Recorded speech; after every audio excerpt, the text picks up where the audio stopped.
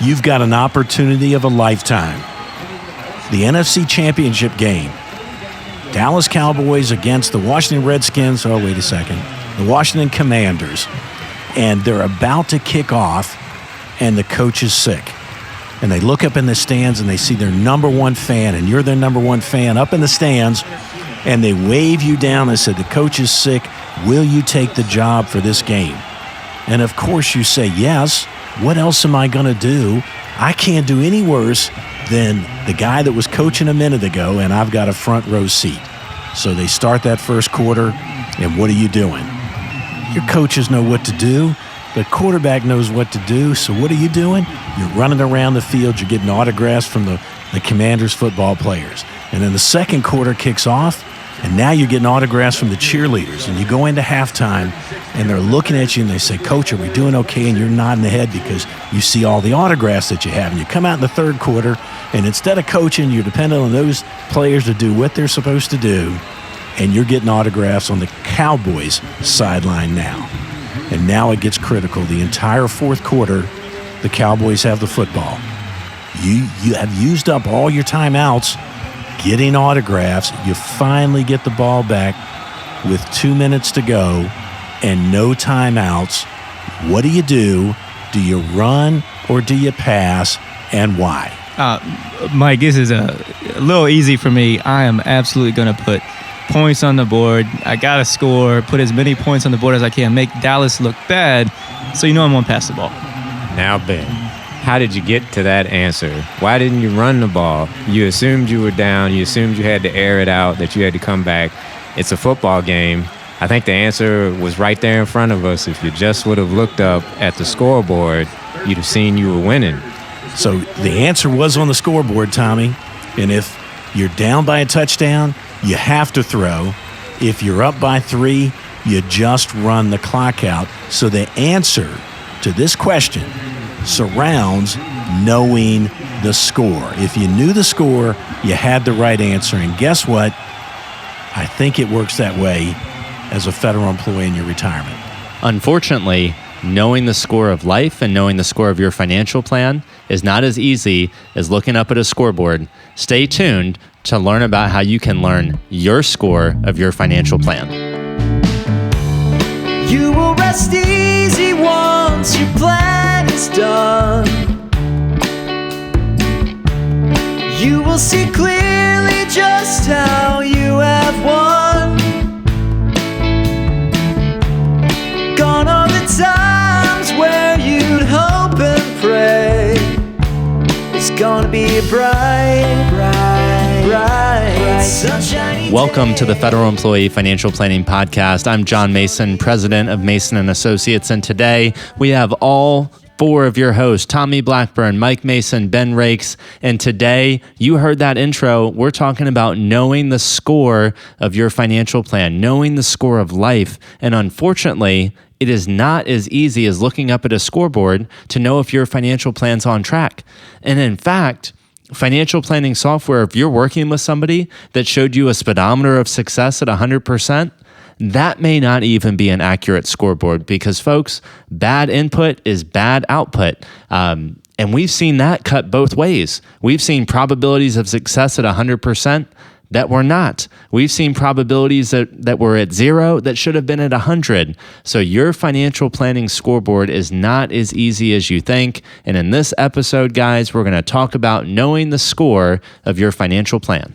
And trust me, and John's seen it, we have done that story in front of thousands of people, and maybe 1%, maybe 5% will say, look at the scoreboard, but everybody else assumes they're behind.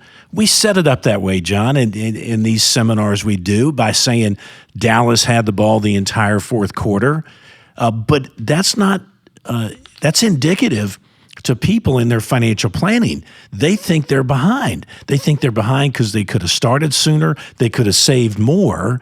So knowing the score, and we're going to help you know the score really easily today, knowing the score is tremendous and in your planning because you could be throwing when you should be running.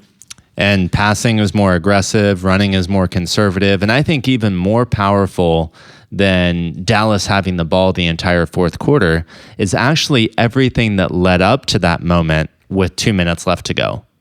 Coach Jones, in this example, did not watch a play the entire game. He was too busy getting autographs, eating hot dogs, drinking a beer, whatever he was doing those first 3 quarters until the last 2 minutes of the game. He didn't watch one play. Well, if you're not working with a financial planner or you're not in tune with everything that's going on with Social Security and Medicare and tax law changes and federal employee benefits, you have not watched a play the entire game of life, potentially. And now you have to make potentially irrevocable one-time decisions. And you weren't even a participant in the game yet. And so everybody's chomping at the bit.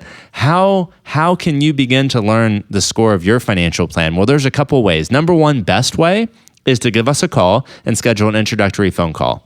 Bias, that's great. That's how you're really going to know the score. If you don't know the score there, or you don't want to take that leap, YouTube channel, podcast, subscribe, share, hit that bell notification, all of these things, because all of our content's going to help you. Best way, and then Mike, everybody's chomping at the bit, masonllc.net. Well, I mean, the one thing, we set this up, there's no way in the world a professional football team is going to reach up and pluck some guy out of the stands to coach them in the fourth quarter or in the last game of the season. But sometimes you guys do that. You spent 3.5, 4 quarters getting prepared for retirement, and you go through the yellow pages and you find that financial plan that hasn't watched one game. The guy doesn't even know the rules of the football game or the rules of a federal employee. So no professional football team would ever pluck somebody out of the stands, but sometimes our audience is going to pluck somebody out of the stands that doesn't know their score. Well, I guess to your point, the equivalent is you're hiring a head coach who you plucked out of the stands, who has no experience, maybe no clients, has never worked with a federal employee, all of these things, right? Your decision on who you hire as your financial planner should be a lot more thought out than who you're going to hire to replace your roof on your house. But we know for a fact that people get 3, 4, and 5 roof replacement quotes, and they work with their financial planner that their next door neighbor said was a good dude or a good woman, right? So more due diligence can go into these other decisions than oftentimes goes into who they're hiring as their financial planner, which we would like to think that should be reversed, don't you?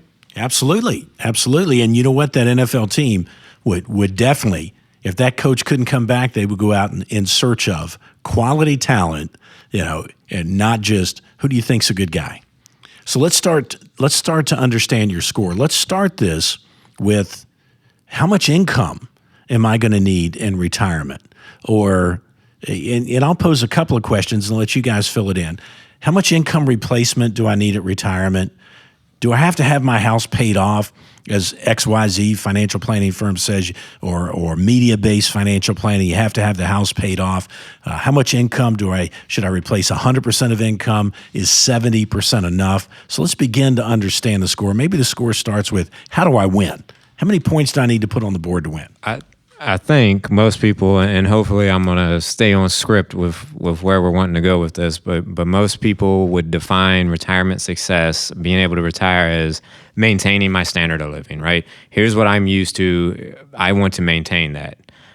And so then the question is, what is that, how do we get to that answer? What does that even equate to? And I think most people from a simplicity standpoint would say, if I'm making X, I'll call it 100,000. You guys let me know if we want to choose a different number, but just figured a nice round number. If I'm making 100,000 working, I need to make 100,000 when I'm retiring, and that way I can maintain my standard of living, right? And wrong. We need to either do a bottom up, add up all of our expenses and figure out what that number comes to, or we have a different kind of way to get to that same number, which is pretty accurate. And it'll maybe even shed some light on why you've heard the 70 to 80% number thrown around, and kind of how it ends up usually aligning to that, but how we get there. So we're going to walk you through that. Yeah, we've got a name for it, John, modified current income. Modified current income. And we even got recently a comment on our YouTube channel that said, I love modified current income. So if you want to see this on YouTube, it's under the Avoid the Common Financial Planning Mistakes playlist, and I think it's the second episode. But modified current income simply states you take your income that you have today and you subtract off the expenses that you have now that you will not have when you retire. So for example, if you are FERS, Federal Employee Retirement System, and you're making that $100,000 like Tommy said, let's assume you're putting 10% into TSP. That's $10,000 expense that you have today that you won't have tomorrow. You're also contributing $10,000 a year to Social Security, Medicare, and FERS. Rounding. Maybe you're paying for Federal Employees Group Life Basic and Option B. That's an expense. Maybe your kid's about to graduate college. That's an expense. Maybe your house is about to be paid off. That's an expense. So we take all of those expenses and we subtract them off your gross income to arrive at modified current income. So let's go through an example. 100,000, 10% into TSP, 10% into retirement, that's $20,000. So your modified current income is now $80,000. Our retirement goal for you is 100% income replacement, which means we need to produce $80,000 of gross retirement income. And we're going to let the cat out of the bag here. 80,000 gross retirement income is higher than $80,000 gross working income. So if we can replace 1-for-1 gross, you're actually retiring on a higher quality of more money in retirement than you are while you're working. And what you're referring to there, you might as well just keep going down it, is FICA. So Social Security and Medicare taxes that you pay while you're working. So we already subtracted that off to say we're not gonna pay that in retirement because it's a different type of income. It's not earned. So you're not gonna pay that tax in retirement. So we just go ahead and account for that. Social Security income's tax-free in many states. Some of your federal employee pension may not be taxable, either federal or in certain states. So taxation of retirement is typically better than taxation of working. Oh, absolutely. And if we just throw some numbers to it, and again, we use easy, and Tommy, great using 100,000 high 3. If you've worked 40 years under the FERS system, you have a $40,000 income replacement. It's really $44,000, right? Because you couldn't work 40 years and not be age 62. So it's $44,000, and then we buy survivor benefits. So now we're back down to that $40,000 number. And let's say your Social Security is $30,000. So 40 and 30 is $70,000. If you have $250,000 in your thrift savings plan, 4% withdrawal on that's $10,000. I did the math right there, didn't I? It was a lot of numbers really quick, so I'm going to trust you. Yes, that was correct. And we'll slowly recap it again because you ran through it very fast and it was great. So I believe we said we had 40 years. 40 years. So at 1%, 40 times 1%, that's 40% of our pay at 100,000 high 3. That gave us 40,000. From there, we then threw in Social Security, I believe was the next number. And just based on what we see, it's entirely reasonable to expect that it would be at least $30,000 a year from Social Security. So $40,000 first pension after we paid for our survivor benefits. You went through that. So $40,000 plus $30,000 Social Security got us to $70,000. From there, John led with we were definitely getting our match the entire time we were working. We no longer need to save in the TSP. So if we were putting 5 or 10%. Should be safe to assume we've got at least $250,000 in investments. 4% on 250,000 is 10. So that was 40 plus 30 plus 10 got us to 80, which we said was our better than 100% replacement. 100% income replacement in retirement. And I can just speak from our days early at Mason and Associates when we would present modified current income more frequently to clients. It was such a better way to think about retirement because it's like we have 100% income replacement, not we're replacing 70% of your current income. And most folks don't even think it's possible. There is no way I will ever replace 100% of current income. And then they start making decisions that are inherently bad or inherently not in their interest because they think that they're losing or they think they won't be able to have a great retirement. And what am I talking about? Well, number one, They're taking more risk in their investments than they need to because they think they're losing. Number two, they haven't taken a family vacation in 30 years because they think they're never going to be able to retire. Number three, their kids have enormous student loan debt because they didn't know they could help.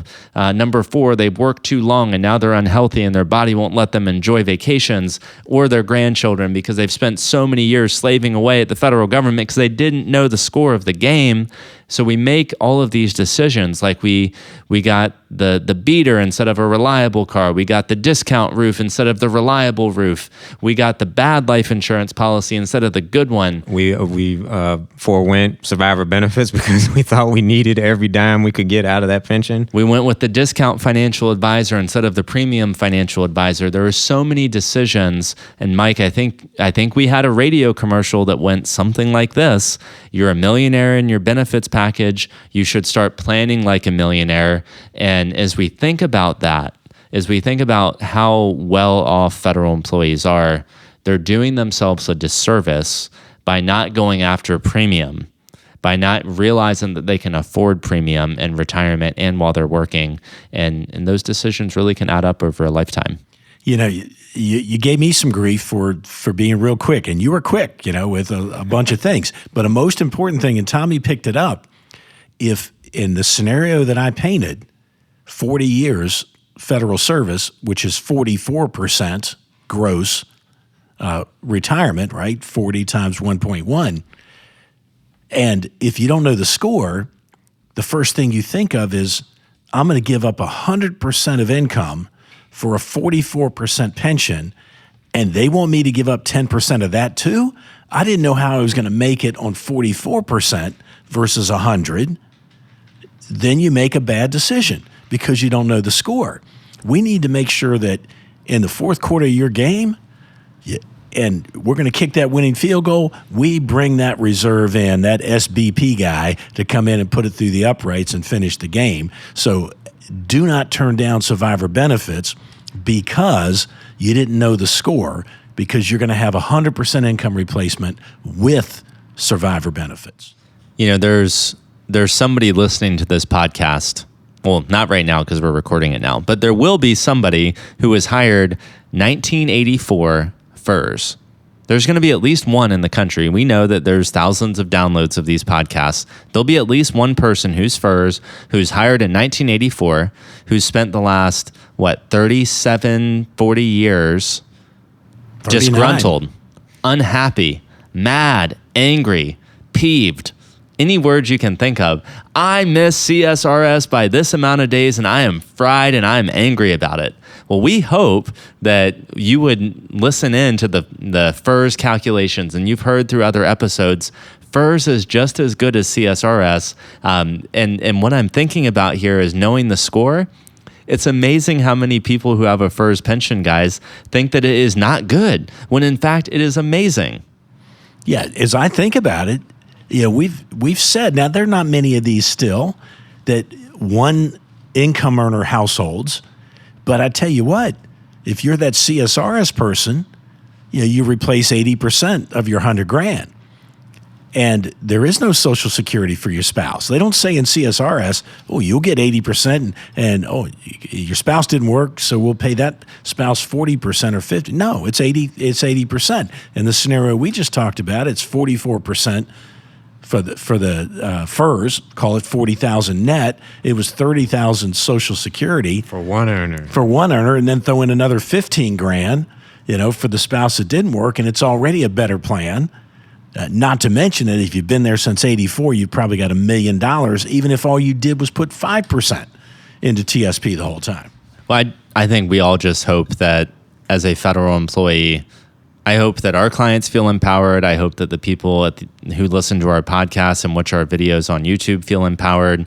But I just think about knowing the score and how many FERS employees are out there who really are disgruntled, who think they've missed the gravy train, and they devalue. I'm just going to have only that 30,000 pension, or I'm only going to have a 40,000 pension, or I'm only going to have a 20,000 pension. Well, Ben and Tommy come from a world where they did their first 10 years of financial planning, and the average pension at your prior firm was how much? 0. Yeah, it couldn't have been much more than 0 because it wasn't average to have a pension. So as we think about that, we only have a 20,000. We only have a 40,000 pension. It sure would have been nice to know how valuable that was. We have episodes, Know the End and the Beginning, that I wasn't a part of. I know we recorded.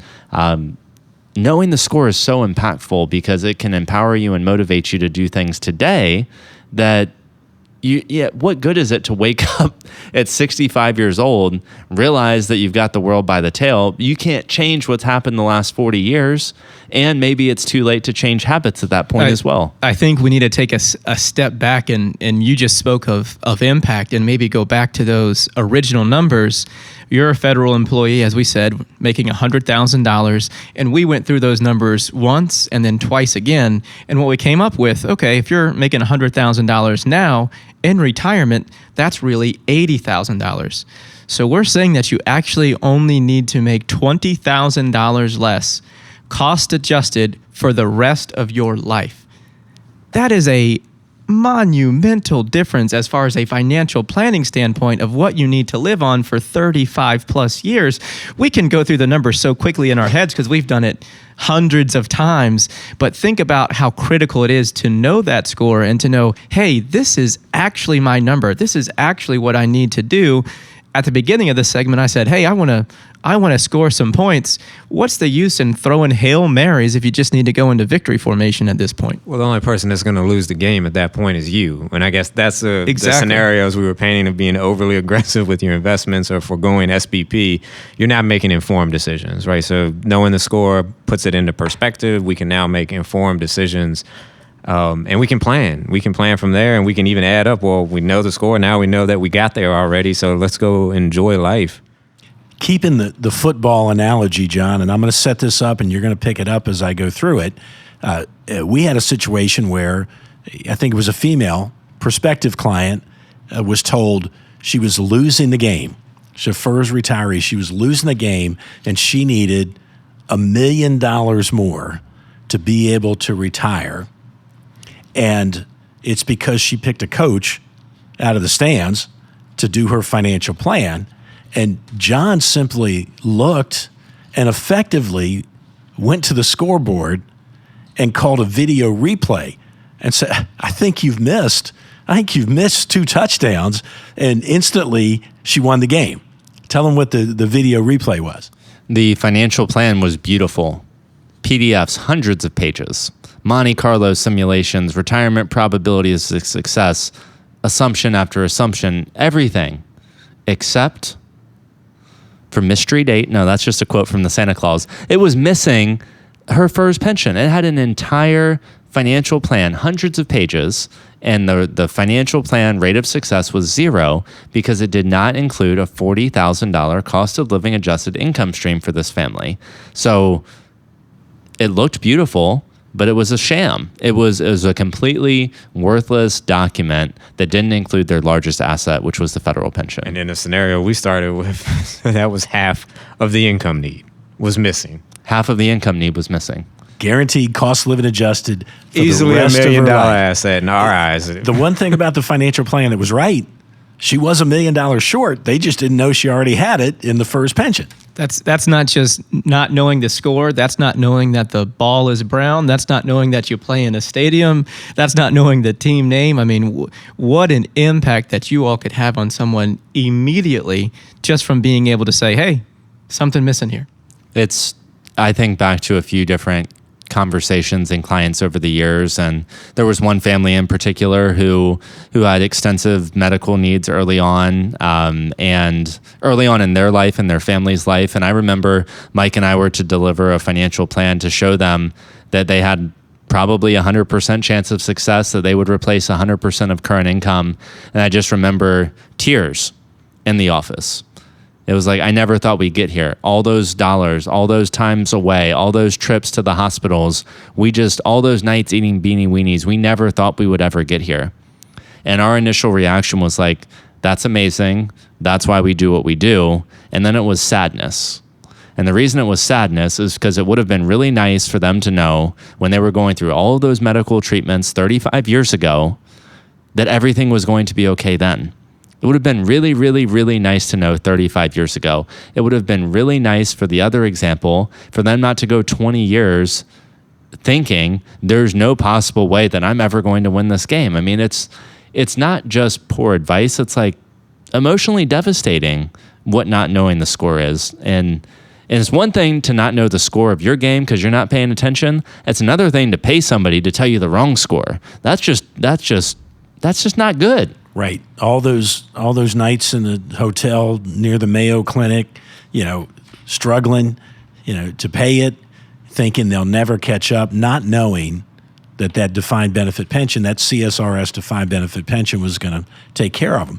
It's not just the pension. Go ahead. I was just going to say, guys, like we've focused a lot so far on knowing the score with the assumption that you're winning. But there are people listening to this podcast who are losing. Okay. Well, maybe they haven't won yet. But they could, and maybe they're not winning big time, or they're losing, or they haven't won yet. So knowing the score is also impactful because it is true that you could have made some decisions up to this point in your life that have caused you to not be able to retire successfully. And the sooner you know that, the better. So I think we should also not be scared to position this in a negative way. Knowing the score, you're losing. What do we do? Or even something as simple as, Tommy, knowing the score of a rental property. I mean, we've seen this time and time again where people are convinced that losing money, physically losing dollars, is somehow beneficial to them on a rental property. And it's like, but it's providing a tax benefit. It's like, well, you still lost. You're literally, here's the ledger, you are losing money every single day.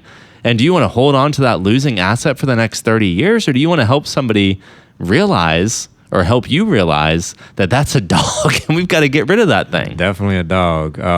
Yeah, you got to know the score. It's like the foundation for how you come up with a strategy from here on, right? If we have to know that so we can now know how do we plan going forward. Rentals, definitely like a pet peeve of mine, probably Ben's, all of ours.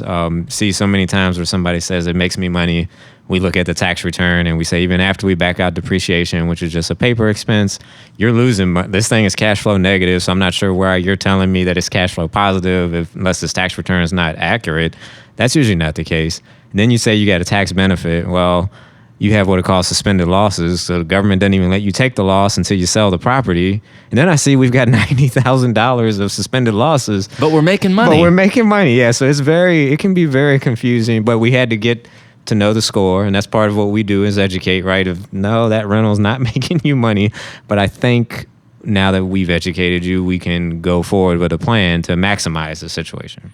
And folks, we can't directly help every person with financial planning, but our podcast guys can. And John, you made a good point.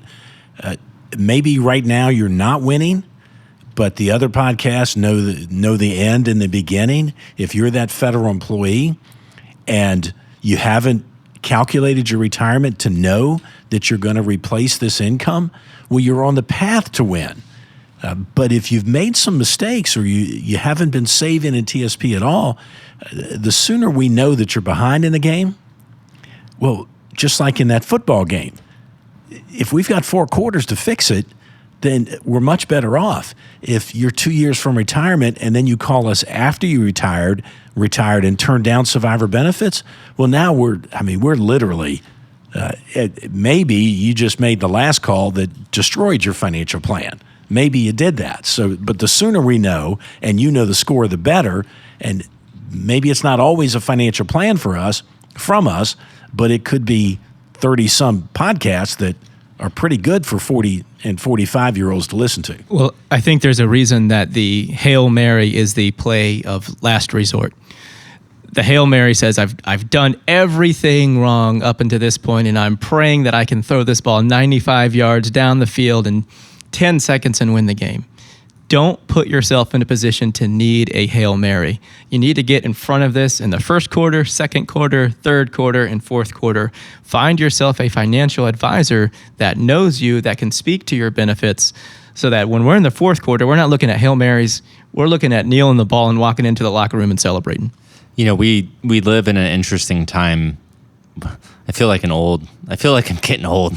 May you be cursed to live in interesting times. we live in an interesting time and an interesting world. Like there's crypto and Bitcoin and there's all sorts of high flying stocks any given day. And I just feel that if folks were really educated and they knew their score, they would just make better, more prudent financial planning decisions. Like we made a podcast a few episodes ago, Don't Let Perfect Get in the Way of Good Enough. And it's like, well, if you know the score, then just buying some index funds and tracking the market is all we need for you to succeed.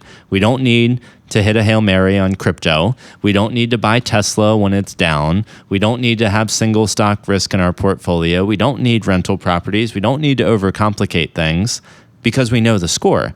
Like all of these things, if we do too much of all of that, that is what blows up a federal employee financial plan, is doing all of those things incorrectly because you think you need to succeed. So you didn't know the score. So knowing the score benefits you in two ways. One, it's emotionally very satisfying to know that you're not getting your butt kicked.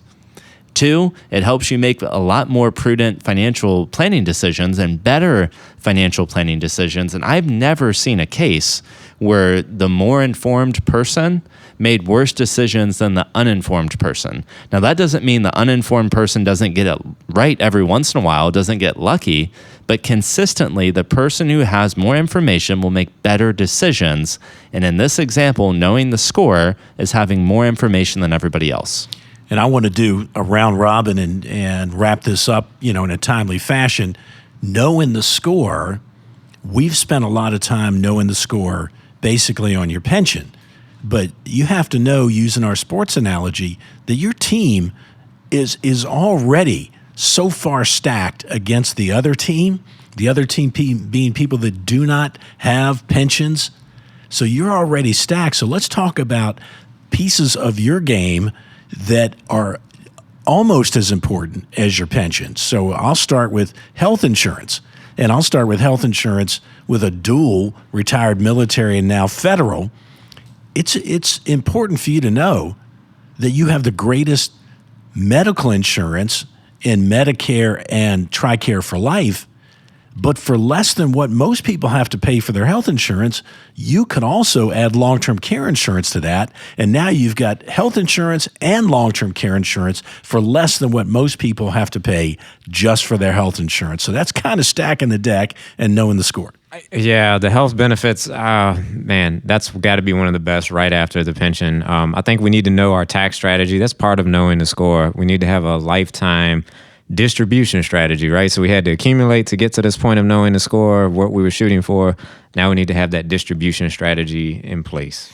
A lot of folks have these, but not everyone does. Your thrift savings plan, obviously, if you put 5% into your TSP, you'll essentially get a match for 5%. So over a career, getting a total of 10% into your plan, working for 30 to 40 years. We all said it around this table multiple times. I mean, there's no reason you should have anything less than $250,000 in that account.